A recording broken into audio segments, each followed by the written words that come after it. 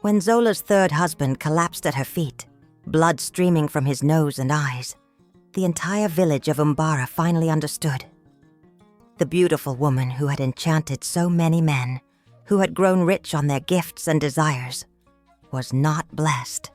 She was cursed, and that curse was now visible for all to see. Zola was born in the small settlement of Umbara, nestled between the great river and the ancient forest where spirits were said to walk. She came into this world under a new moon, and the midwife who delivered her whispered to Zola's mother, "This child will break many hearts, but her own will break first."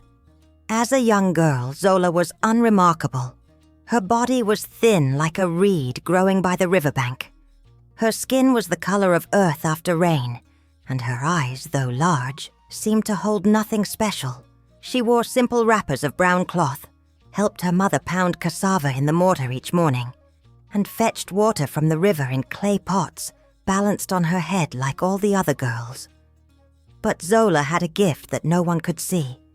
When she looked at a man, really looked at him, something stirred in his chest, a warmth, a hunger, a need he couldn't name. The village boys began to notice her when she turned 15. They would find excuses to walk past her mother's compound. They would offer to carry her water pots. They would bring her mother gifts of fish or yam, hoping for a glimpse of Zola's smile. "That girl has something," the older women whispered at the market, their wrappers swaying as they bent over their baskets of vegetables. "Something dangerous." Zola's mother warned her daughter. "Beauty that comes from within is a blessing. Beauty that comes from magic is a curse. Be careful what you wish for, child." But Zola had tasted attention, and she was hungry for more. One night, when the moon was full and fat in the sky, Zola walked into the forbidden forest. She had heard stories of the ancient woman who lived there, the one the villagers called Mother of Wishes. Some said she was a spirit. Others said she was the oldest woman who had ever lived, older than the great tree that stood at the village center. Zola found her in a clearing where moonlight poured down like water. The old woman sat on a carved wooden stool, her wrapper made of cloth, so red it seemed to pulse with life. Her head wrap was adorned with cowrie shells that clinked softly. Her skin was wrinkled like the bark of the baobab tree, and her eyes glowed with an amber light that was not quite human. "I knew you would come," the old woman said, her voice like dry leaves rustling. "I knew the moment you were born. You want what all foolish girls want. You want men to desire you. You want them to beg. You want them to suffer."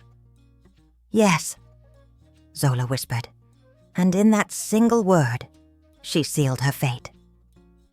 The old woman reached into a clay pot beside her stool and pulled out a necklace. It was made of red beads that seemed to glow from within, strung on a cord of twisted raffia. "Wear this," she said, placing it around Zola's neck. "It will give you what you seek. Every man who sees you will desire you above all things. They will give you everything they have. They will abandon their families. They will forget their honor. You will become the most desired woman in all the land." Zola's heart raced. She reached up to touch the beads, and they were warm against her skin. "But remember this," the old woman continued, and her voice became hard as stone. "Every gift has its price. Every desire you awaken will feed the necklace, and when the necklace has fed enough, it will demand payment, in blood, in suffering, in everything you have taken." "I don't care," Zola said, and the old woman smiled a terrible smile. "They all say that," she whispered. "They all say that." When Zola walked back into the village the next morning, everything had changed. The men who had ignored her before now stopped their work to stare. The young fisherman Jabari, who had never spoken to her, dropped his nets and followed her like a man in a dream. The trader Kofi, who had 3 wives already, abandoned his market stall to walk beside her. Zola's body had not changed, but something about her drew the eye and held it. Her wrapper seemed to glow. Her head wrap, though simple, looked like a crown. When she smiled, men felt their knees weaken. When she laughed, they heard music. What happened to that girl? The women whispered at the river, pounding their clothes against the stones. Yesterday she was nothing. Today she walks like a queen. The village elders gathered under the great tree, their wrappers rustling as they settled onto their wooden stools. Something is wrong, the oldest among them said, stroking his gray beard. A woman does not change like this overnight. This is not natural. But the men did not care about natural or unnatural. They only cared about Zola. Within 1 moon, Jabari the fisherman had given Zola his entire savings. A bronze bracelet his mother had left him, 3 goats, and a promise of marriage. He built her a new hut with a thatched roof, the finest in the village. He brought her fish every day, the biggest and most beautiful from his nets. He spoke of nothing but Zola, morning to night.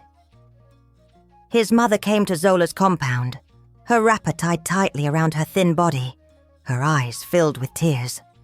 "Please," she begged. "My son has forgotten his duties. He no longer helps me. He no longer fishes for the village. He thinks only of you. What have you done to him?" Zola looked at the old woman and smiled. "I have done nothing. Your son loves me. Is that not what every mother wants for her son? Someone to love?" They married under the full moon, and the entire village came, though the women whispered behind their hands. Zola wore a wrapper of bright red cloth and beads around her neck that caught the firelight. She looked so beautiful that even the married men felt their hearts stir with envy. For 3 moons, Jabari was happy. He gave Zola everything: his money, his time, his devotion. But then slowly things began to change. His nets came up empty. His body grew thin, as if something was eating him from the inside. His skin took on a gray color, like ash. His eyes became hollow. "Something is taking his life force," the village healer whispered to the elders, grinding herbs in her mortar.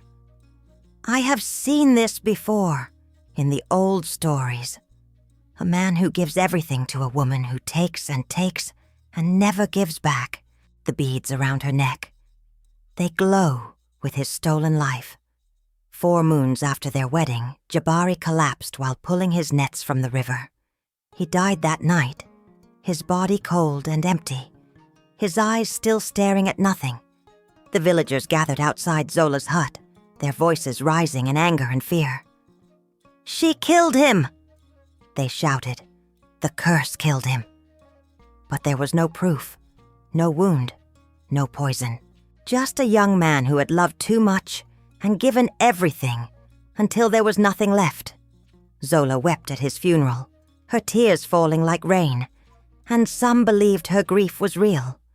But others noticed how the beads around her neck seemed to glow brighter than before. The trader Kofi came to Zola's compound 6 moons after Jabari's death. He was a wealthy man with warehouses full of goods, cloth and bronze and cowrie shells and palm oil. He wore fine wrappers of indigo cloth and bronze bracelets on both arms. He had left his 3 wives to pursue Zola, abandoning his children, forgetting his responsibilities. "I will make you rich beyond your dreams," he promised her, kneeling in the dust of her compound. "I will cover you in silk. I will build you a house with walls of clay, so thick that no storm can touch you. Just say, you will be mine." The women at the market shook their heads, their baskets of vegetables forgotten. "She buried 1 husband already," they muttered, grinding pepper in their mortars. "Now another fool comes begging. When will they learn? The beads around her neck, can't they see? They pulse with stolen life. This is not a woman. This is a curse walking." But Kofi could not hear reason. He sold half his goods to buy Zola gifts. He presented her with wrappers of every color, red like sunset, blue like the river, yellow like morning sun. He gave her a calabash filled with cowrie shells. He bought her clay pots painted with beautiful designs and a carved wooden stool inlaid with bronze. They married, and for 6 moons, Kofi was the happiest man in Umbara. Zola lived in luxury. Her compound was filled with riches. She wore a different wrapper each day, each one more beautiful than the last. Her neck was adorned with beads. Not just the red ones that had started it all, but layers of bronze and cowrie shells. She was the envy of every woman and the desire of every man. But then Kofi began to change.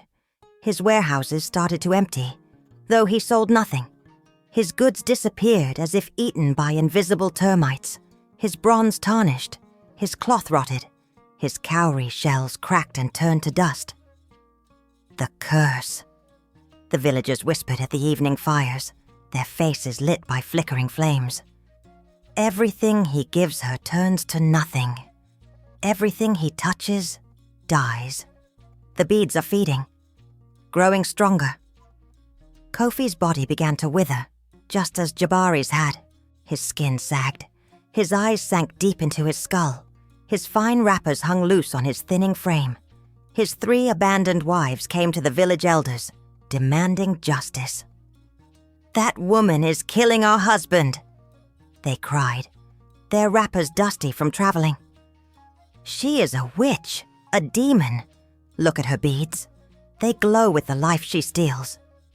The elders sent for Zola. She came to the great tree where they sat, and she was so beautiful that even in their anger, the old men felt their hearts stir. She wore a wrapper of deep purple, and the red beads around her neck caught the sunlight and threw it back in 1,000 directions. "These women accuse you of witchcraft," the chief elder said, his voice heavy. "They say you killed Jabari. They say you are killing Kofi. What do you say?" Zola smiled, and in that smile was something cold. "I say that men are weak. I say that they give me gifts of their own free will. I say that if they die from loving me, it is because their love is not strong enough to sustain them." The elders had no answer to this.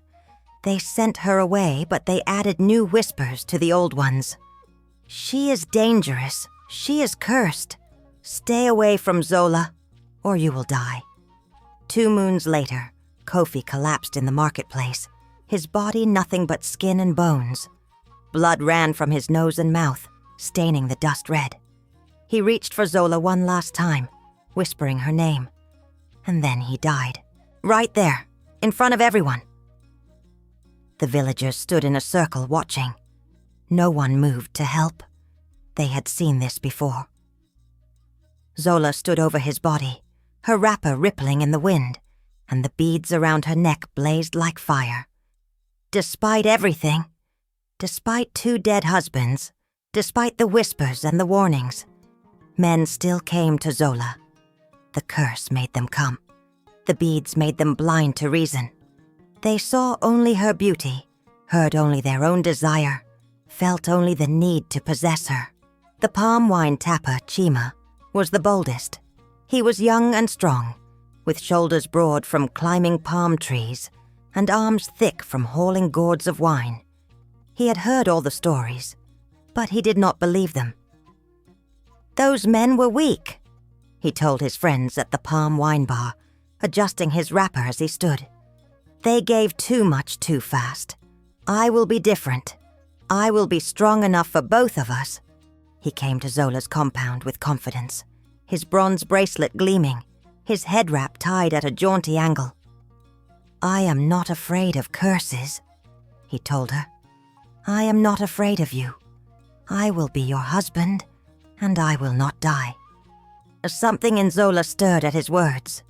For the first time since she had put on the red beads, she felt something like doubt, something like fear.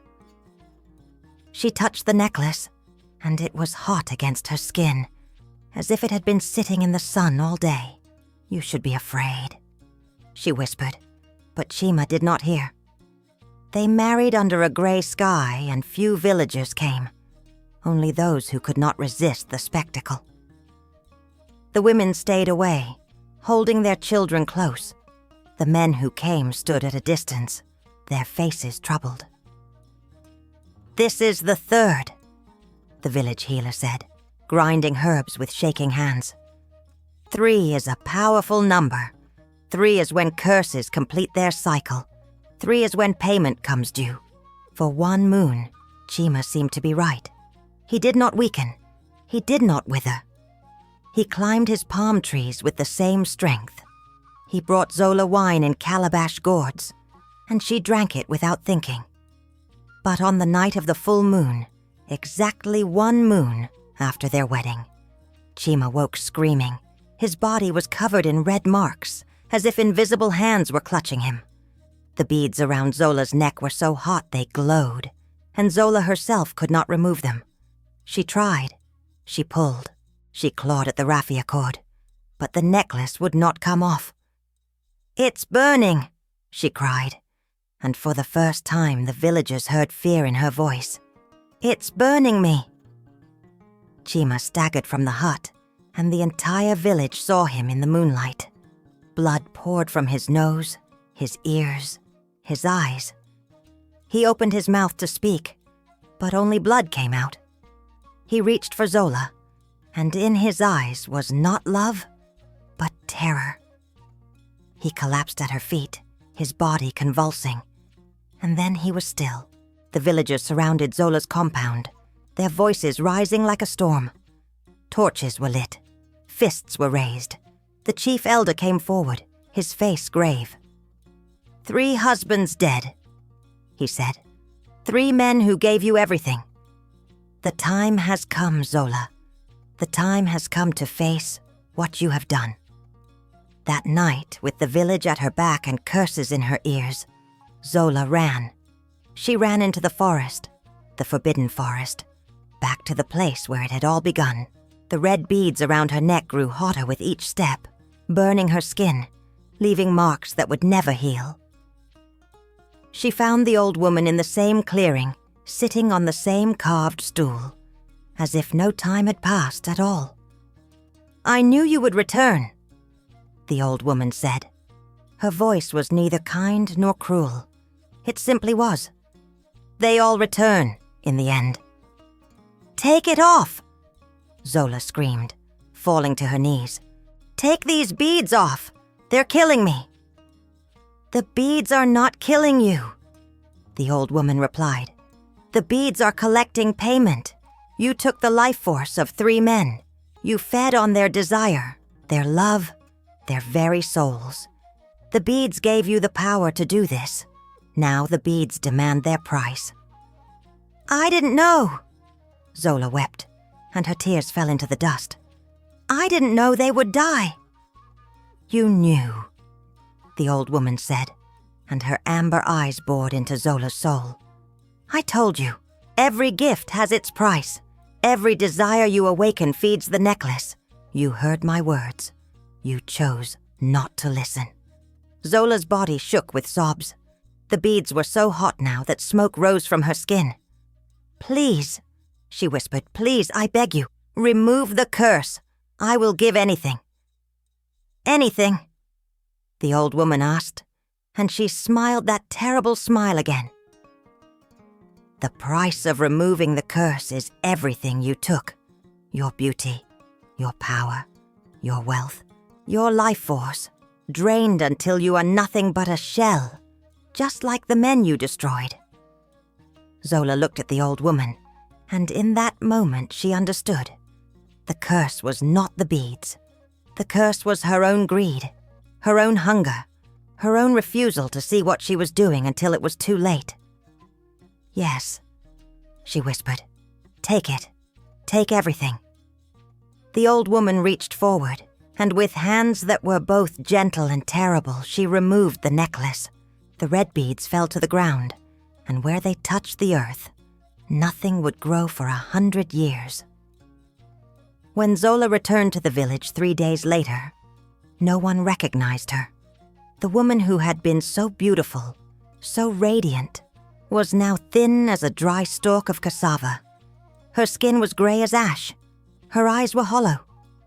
Her wrapper hung loose on her skeletal frame, and her head wrap could not hide the white in her hair. She looked like an old woman, though she had seen only 22 rainy seasons. The villagers gathered in the marketplace, staring in disbelief. The women who had envied her now felt only pity. The men who had desired her now felt only shame. "What happened to you?" the chief elder asked, his voice soft. "I paid my price," Zola said, her voice barely a whisper. "For every moment I took from those men, I gave a year of my own life. For every gift they gave me, I surrendered a piece of my soul. This is what remains when you play with desires you cannot control. This is what remains when you take and never give back." She walked through the village slowly, and with each step, she told her story. She spoke of the old woman in the forest. She spoke of the red beads and their terrible power.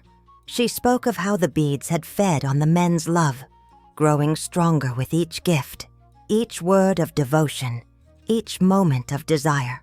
"I thought I was clever," she said to the women gathered at the river, watching them pound their clothes on the stones. "I thought I could have everything, without paying anything. I thought men were toys I could play with and discard. I was wrong. The beads did not make me beautiful. They made me a thief of lives." The mothers pulled their daughters close, whispering the story into their ears. The fathers took their sons aside and warned them of the dangers of unchecked desire. Zola lived in the village for many years after that, working in the fields, helping the widows she had created, caring for the children whose fathers she had taken. She wore only simple wrappers of undyed cloth. She spoke little, but when young girls came to her, asking about beauty and love and power, she would touch the scars on her neck where the beads had burned her and say, "True beauty comes from giving, not taking. True love is sacrifice, not possession. And power that comes from stealing the life force of others is not power at all. It is a curse that will consume you until nothing remains." The village of Umbara never forgot Zola's story. Mothers told it to daughters, grandmothers told it to granddaughters, and whenever a young woman grew too proud of her beauty, too hungry for attention, too willing to manipulate men's desires for her own gain, the elders would gather the village and tell the tale of Zola and the red beads. And they would say, "Remember what happens when you play with hearts you have no intention of keeping. Remember what happens when you take without giving. Remember that every desire awakened comes with a price, and that price must always be paid." And so, the village learned that greed dressed as beauty is still greed, that manipulation masked as love is still manipulation, and that in the end, the hungriest curse is the one you place upon yourself. Zola lived to be very old, her body ancient but her eyes finally clear. When she died, they buried her far from the 3 men she had destroyed, in a corner of the village burial ground, where the red beads would never again touch the earth. And they said, "Let this be a warning to all who would play with the desires of others. Let this be a lesson to all who believe they can take without giving. For the spirits are watching, the ancestors are listening, and justice, though it may walk slowly, arrives in the end." The end.